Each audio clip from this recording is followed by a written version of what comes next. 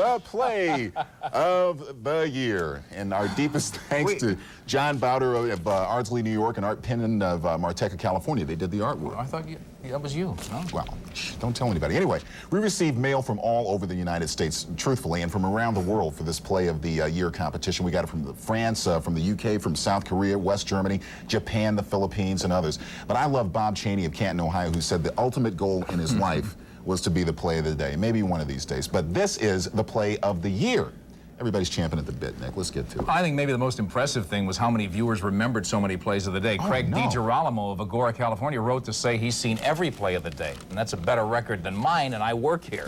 But this night could hardly be called work. And even those plays that didn't make the exalted top 10 were so good, they made the show. CNN's John Fricke gives us the best of the rest. No one's ever accused the play of the day of being mainstream. We've counted the fallen dominoes, pinned down the winners in thumb wrestling, even raced around the track with roaches. It's enough to make you cross your eyes, even see double. Wildest pass of the year. Set, hike, Sherman Douglas of Syracuse turns trickery into 2 points. But the magic came from Irvin again, 2 totally improbable shots. Funny thing is, neither of them counted, but Magic was in fine form from long distance more than once this year. But the three-pointer of the year and the call of the season to Charles Barkley and company. Barkley for 3! Oh,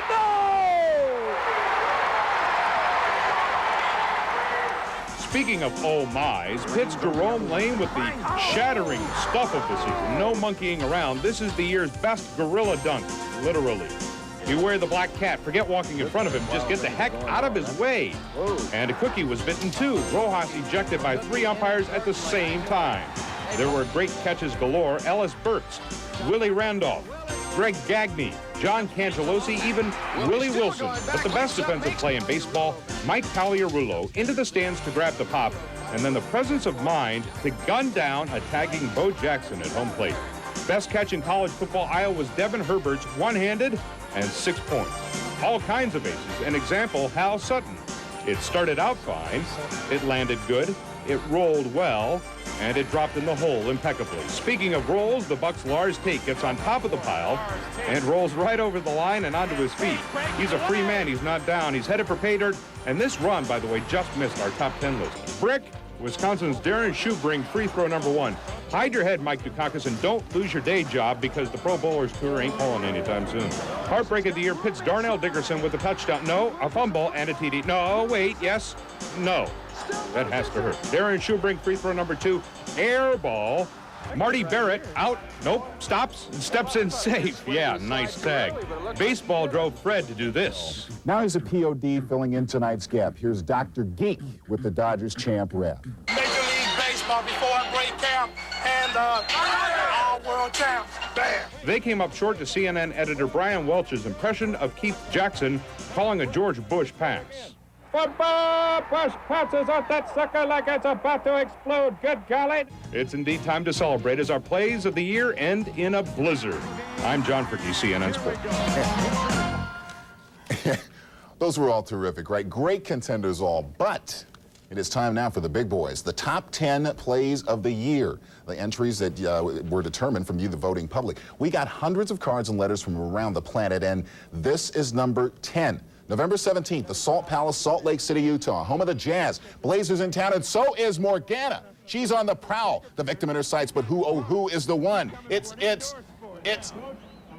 Yeah, Frank Layden, the former coach of the Jazz. He's stunned, he's amazed, he's befuddled, and then as if by delayed reaction, Layden is absolutely laid out, cold as a mackerel. Number 10 in the play of the year balloting. And you know he never coached again, did he? Number 9 happened to be the most eye-popping play in the NFL season. It happened in the dying minutes at Candlestick Park in San Francisco. The 49ers were trailing the Vikings 21-17. There were 2 minutes left. San Francisco had the ball.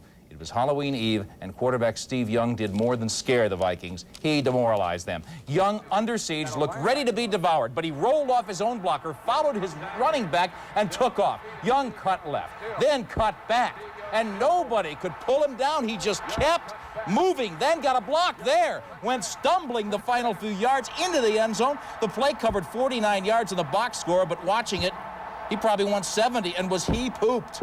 And was the home crowd pumped. Watch again. Young looks hopelessly trapped, spins out of danger, but there are more landmines ahead. He keeps eluding them, winds his way to pay dirt. Chris Dolman of the Vikings, meanwhile, had the flying tackle missed earlier, and there got blocked. He got up and went after him again.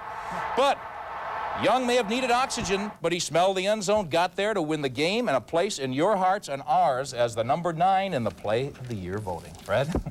Number 8 now, that was wild and woolly, it certainly was. But as the card-carrying pod head certainly knows, the plays of the day need not always involve athletic prowess. It can be an emotion-charged moment which we all can identify with, even if you don't like sports at all. We take you to Texas Stadium, the Rangers' home opening night, and little Jessica McClure, the youngster who fell into the well October 14th and was rescued, throws out the first pitch to Gino Petrelli and gets a big old hug, and Mom and Dad looking on. Jessica on the hill.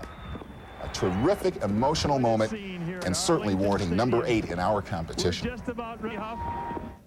Number 7 also happened in baseball in late summer. The White Sox were playing the Twins and facing eventual Cy Young winner Frank Viola. But it wasn't a Viola pitch that fired you up. It was this. Facing Chicago's Harold Baines in the Metrodome, it was this gold glove move by Frank that had everybody's jaw dropping that night and had Viola beaming as if he'd just thrown a no-hitter. Because look again, Baines with a wrap right back at him, so Viola goes behind the back, gloves it perfectly, then has a moment to flash a grin at his own dugout. Throw out Baines and just showing off, huh, Frank? Slick enough to make number 7 on the Play of the Year hit parade. Fred? He couldn't do it again in a million years.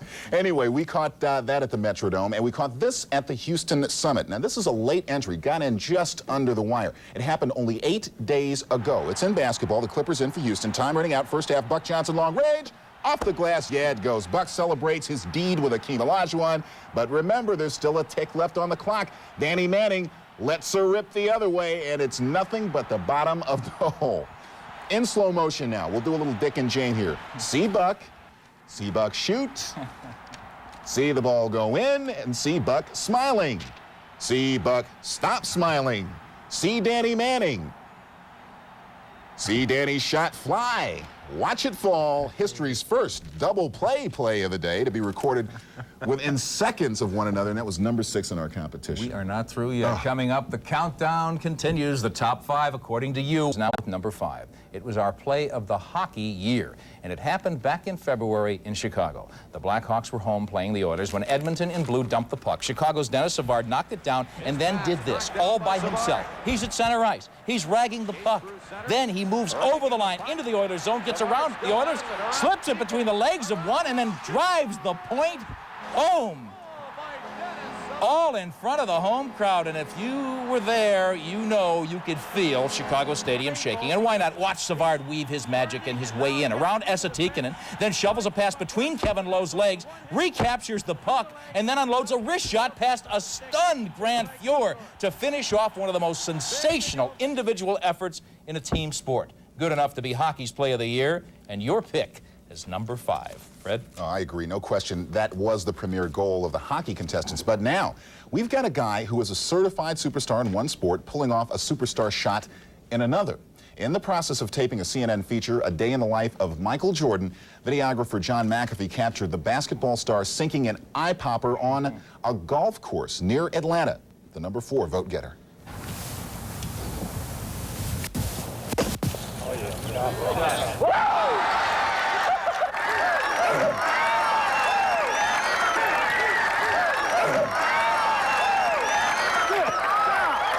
In the hole.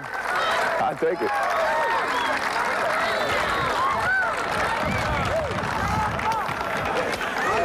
Like a damn jump shot. All net.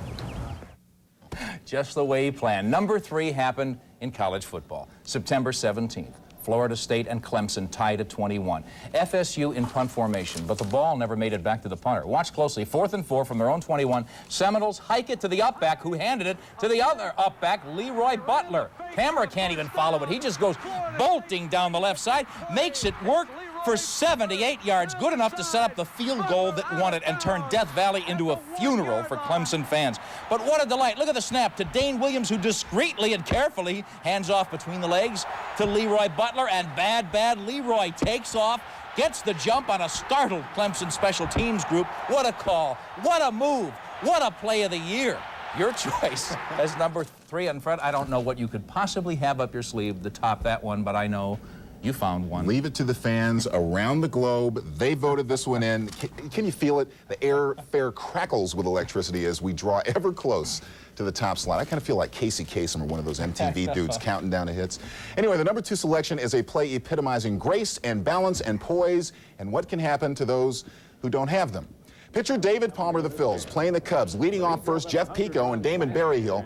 They get crossed up on the pitch, so Palmer is able to just basically jog into third, and watch here as, oh, there he goes. Palmer crashes and then burns. But to get the full impact, you got to watch slowly. It was as though he stepped on a Claymore mine when he got to third base. Explodes into the air, comes down hard, to be remembered always as the second best play of the day from 1988. And now, the magic moment, what all of this build-up, these appetizers were ultimately all about. It's been a great ride these past few minutes, reliving some of the thrills of the year, but the time has come to lift the curtain on number 1. So, a little drum roll, please. I think it's appropriate. And Fred, set the table for us, will you? It's the World Series, Saturday night. First game between the favored Oakland Athletics and the underdog LA Dodgers.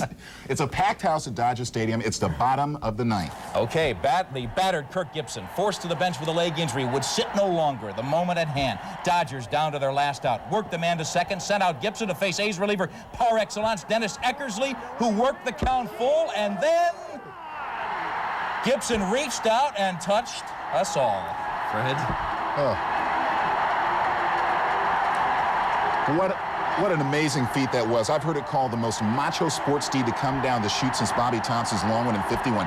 Gibby, with the guts of a firewalker, wins the game and sets the tone for the rest of the World Series. We're going to take one more look at the moment.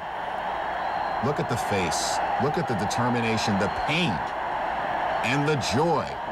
You win the World Series, and then That's our play of the year.